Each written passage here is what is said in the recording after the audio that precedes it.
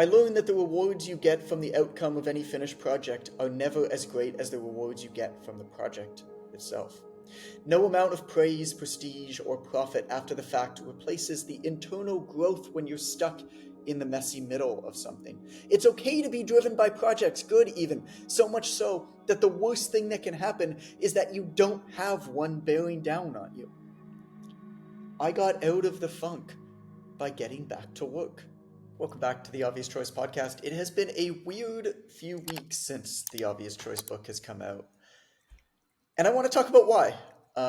Because for really the first time I can ever remember, I found myself like sad, almost depressed. I think this is what feeling depressed kind of feels like. I've never felt it before, to the best of my knowledge, but I thought it'd be good to talk about. So that's what we're going to talk about today. Let's start with this parable about the Portuguese fisherman. You've probably heard this parable before. It goes like this. The fisherman's boat had several large fresh fish in it. An American investment banker on vacation saw him. He asked the fisherman how long his catch took him. Only a little while, the Portuguese man replied. I have more than enough to support my family. The American then replied what he did with the rest of his time. To which the fisherman said, I sleep late, fish a little, play with my children, take a siesta with my wife, and stroll into the village each evening where I sip wine and play guitar with my friends. You should buy a bigger boat, the American said. Then you'll make more money and be able to afford a fleet of boats, and eventually you'll be able to move to the big city and open your own cannery. The fisherman asked how long this would take. 15 to 20 years, said the American. Then what? Asked the fisherman. Then you will be rich and you can retire. And what would I do then? The fisherman asked. Then, my friend, you will have no worries. You could move to a small coastal fishing village where you would sleep late, play a little, fish, take a siesta with your wife, and stroll to the village in the evenings where you could sip wine and play your guitar with your friends, said the American. Enjoy the process is advice we hear all of the time.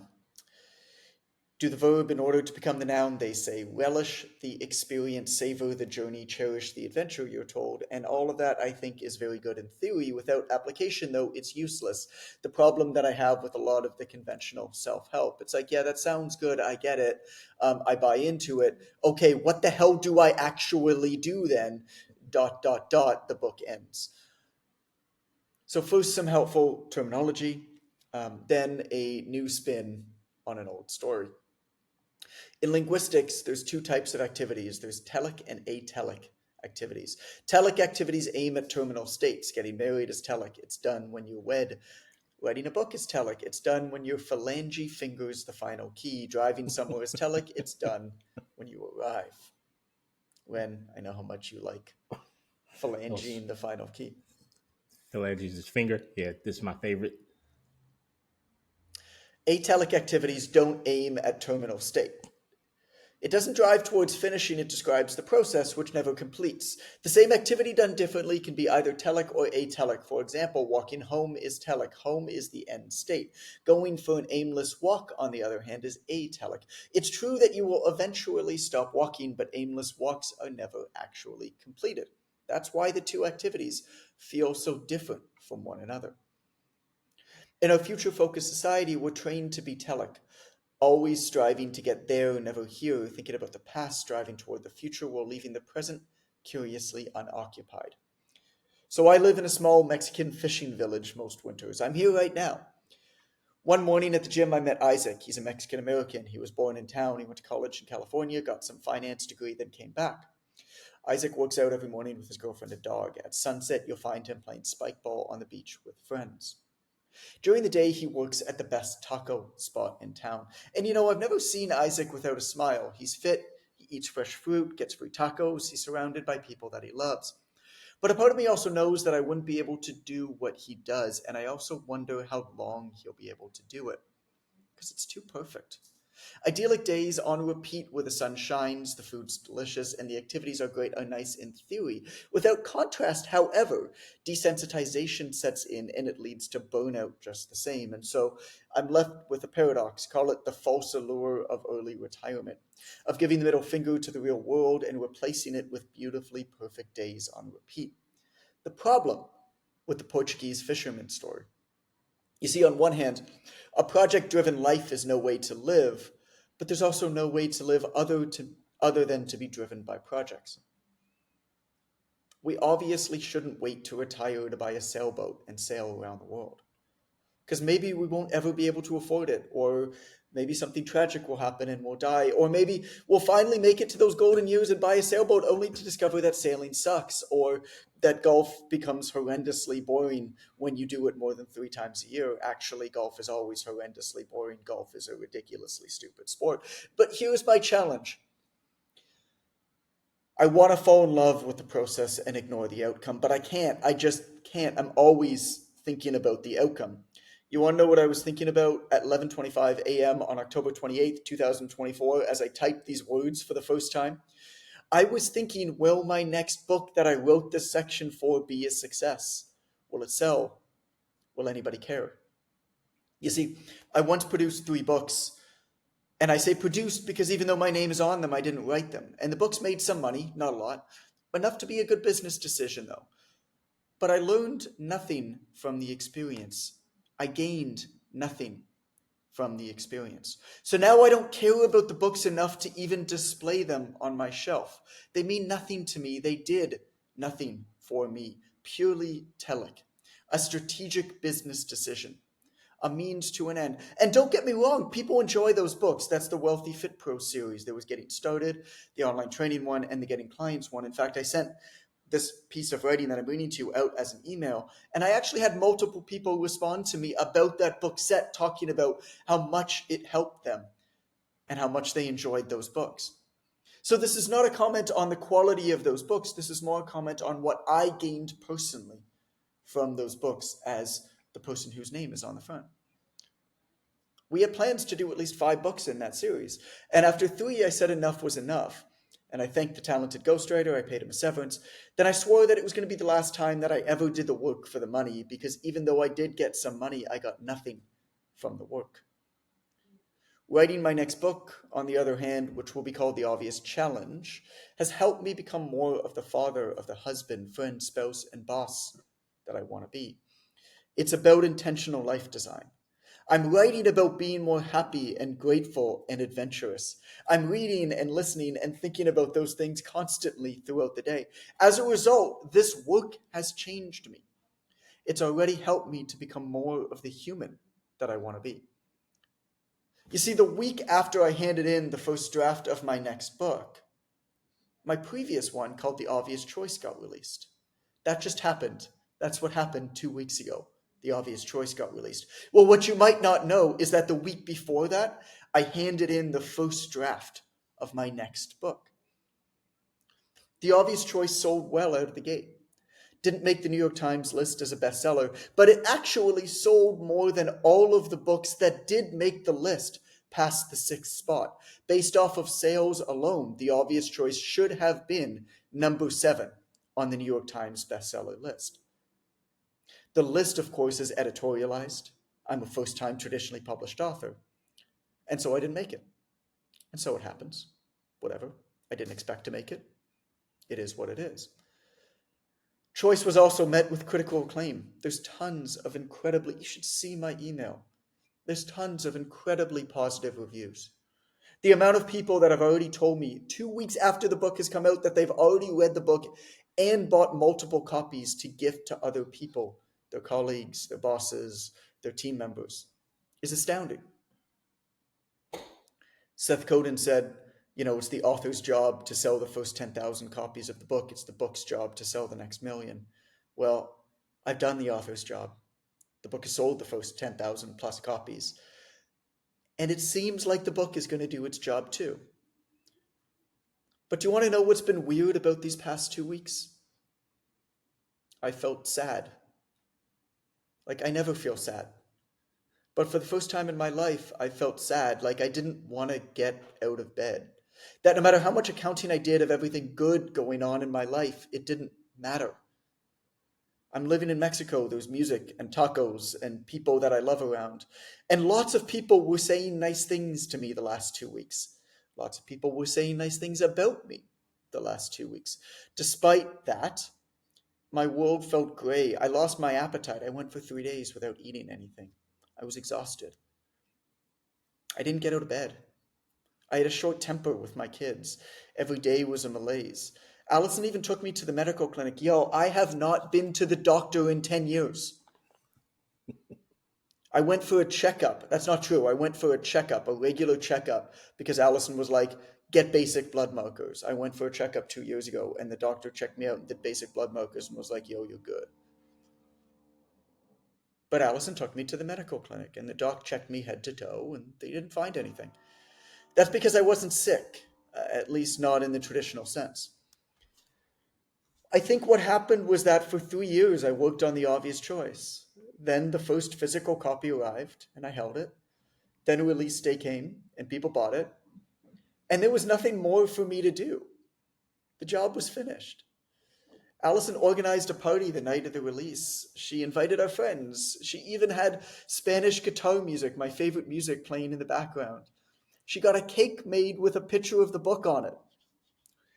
And all of the time I should have been soaking in the celebration and the praise, happy and proud, I felt neither of those things. Instead, I felt an emptiness, like that's it. So here's what I learned from that experience. I learned that the rewards you get from the outcome of any finished project are never as great as the rewards you get from the project itself.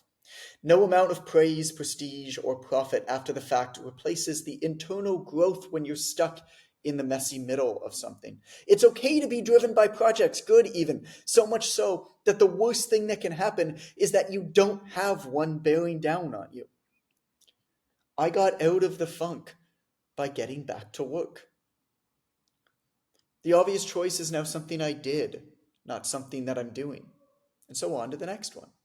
The smartest thing that I did when I handed in the final manuscript for choice last year was start the next book.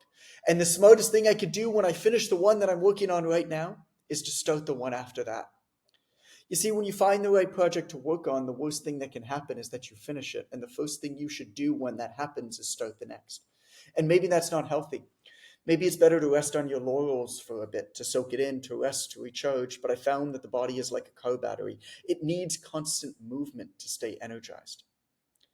Doing work that matters is challenging. Work that matters to you, not others. That's the only litmus test that matters. Work that makes you better while you're doing the work, not for it being done. If you cannot explore with your work, no matter how big or important your work is or how much money it makes you, you will burn out and it will feel empty. If you finish your work and have nothing else to challenge you, no matter how big or important it is, or how much money it makes you, you will burn out and it will feel empty. You've got to find the atelic within the telic. Waking up each day in the same bed, to the same perfect weather, with the same routine, with no stress, with no challenging project, forcing you to figure some shit out.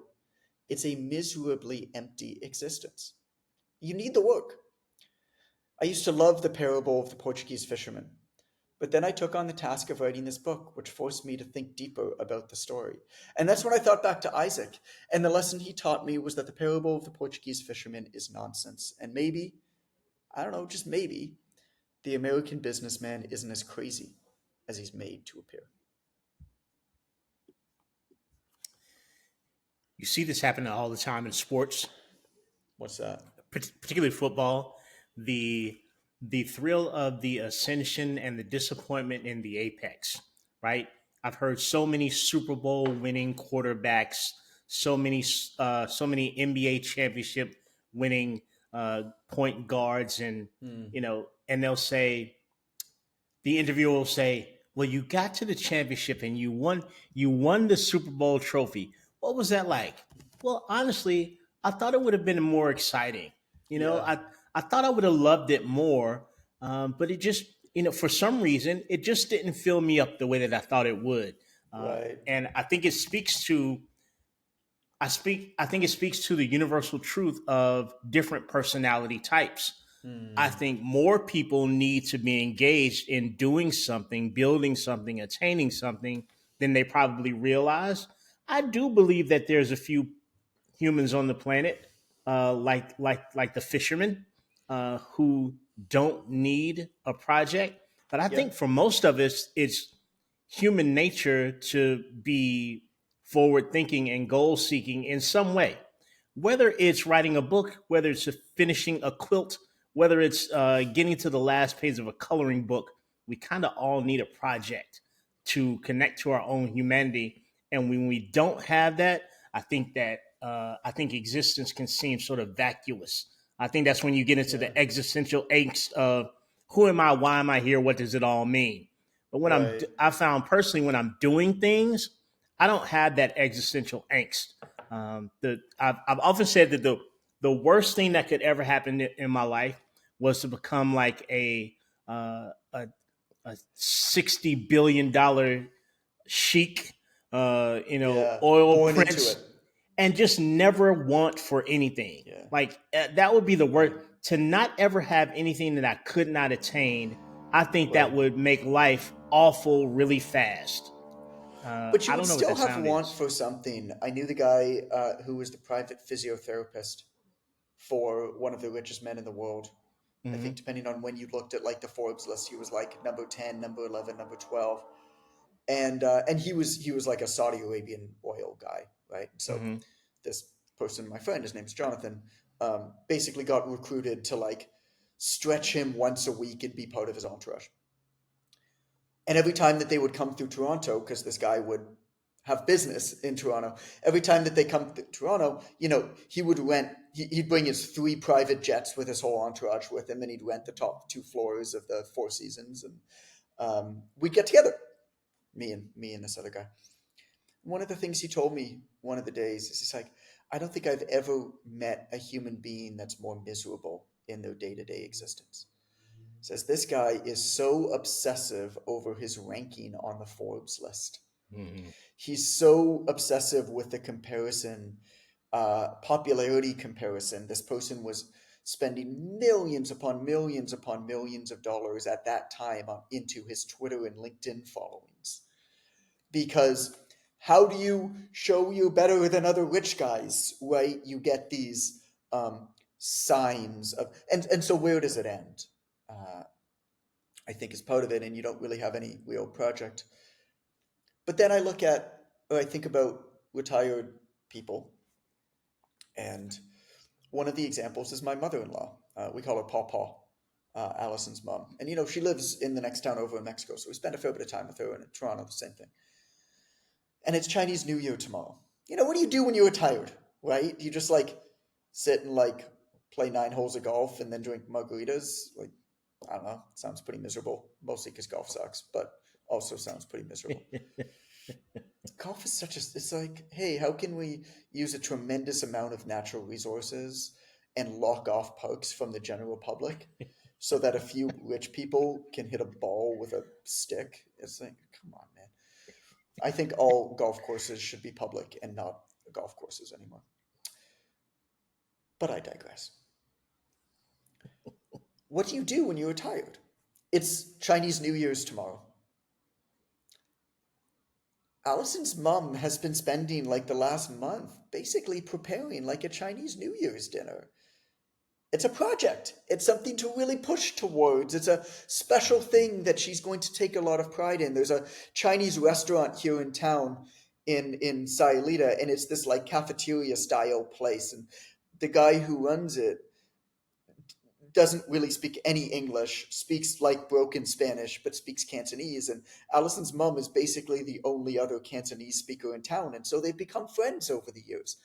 This Hmm. guy is cooking, like, this guy actually sourced a lot of traditional Chinese foods and vegetables for her. He's actually cooking some of it and like semi catering a meal for tomorrow. It's been like a real project. They get together. Allison does crafts with all of these ladies every Monday, and they're all retired, other than Allison, of course. And the last 3 weeks, you know what they've been doing? They've been making dumplings by hand. That's their crafting. What a beautiful thing to have a project that is an excuse for you to learn a new skill. That's an excuse for you to get together with other people. What a beautiful thing. Um, It doesn't have to be a project driven by money, of course. Um, but it should be something. There's a section in this next book, The Obvious Challenge, that's called Boring, Not Vacant, and how it's okay to be boring, but it's not okay to be vacant. You know, if by boring you walk the dusty stacks at old bookstores and uh, you spend a lot of time finding age-old biographies, or you go to antique car auctions and never bid or buy anything, or you collect uh, salt and pepper shakers, or you are practicing and learning Klingon, or trying and competing to become the world Wizard of Oz champion. You know, you that's okay if you do those things. It might be boring to others, but it's not boring to you. I think it's a wonderful thing to find your boring. Uh, but it's not okay to be vacant. It's not okay to have nothing that drives you. It's not okay to sit and scroll all day um, uh, without anything that is absorbing you. Boring, not vacant. I'm frightened of people that don't do anything at all ever for any reason because I don't get it. Like Yeah, I don't get. I have a. Is that me? it's me. Oh, okay. Um, as long as it's not me, I don't give a shit anymore now. But I have a I'm in friend Mexico. who. All they do is drill through concrete here, no matter Well, where that you makes are. sense. All they That do is makes drill through sense. concrete. I love it. You gotta earn the margaritas. I've got a friend who is not working, has not worked for consecutive years. I don't know how this happens, but also has no discernible hobby or project that they ever work on, and kind of just sort of watches Netflix like all day, and it's a lady, a friend of a friend actually, and I don't know how she does it. Like I'm I'm personally affected, if not offended, by the entirety of her lifestyle choices. Like I just don't. I can't get. I can't understand your existence passing by and just not doing anything at all. Like just nothing. But it seems to be the way she's chosen to live, um, and Right. Yeah, I'm and just look, to very each their concerned own. about. If she's Yeah. happy, then that's wonderful. I mean, maybe her thing. Like I have a good friend, a friend that I grew up with, and I just realized, by the way, that I actually don't have my mic selected, so I'm sorry if the audio is not as good as it normally is It's here, pretty good. because I can't switch it in between. But I have a friend who, and I'm going to end with this. I want to make this a short episode. I have a friend who watches a lot of movies, a lot of movies, a lot of movies. Like, he works, as kind of this like mid-range employee at a bank. Um, he'll get his promotions, but like that's his life, right? He's never been driven that much for Mhm. that kind of conventional success. He does fine. Um, and you'll get his promotions and you'll live his life and you'll go to work and you'll come home at 4 or 5 p.m. and his wife's a nurse and that's their life, and then he basically watches movies. But you know what he did? He started a podcast with a friend Mm. about movies, about obscure movie trivia,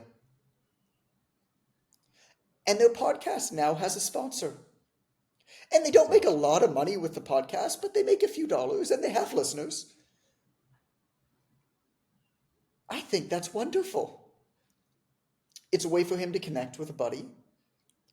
It's a way for him to have projects and a reason for what he's doing. And you know what?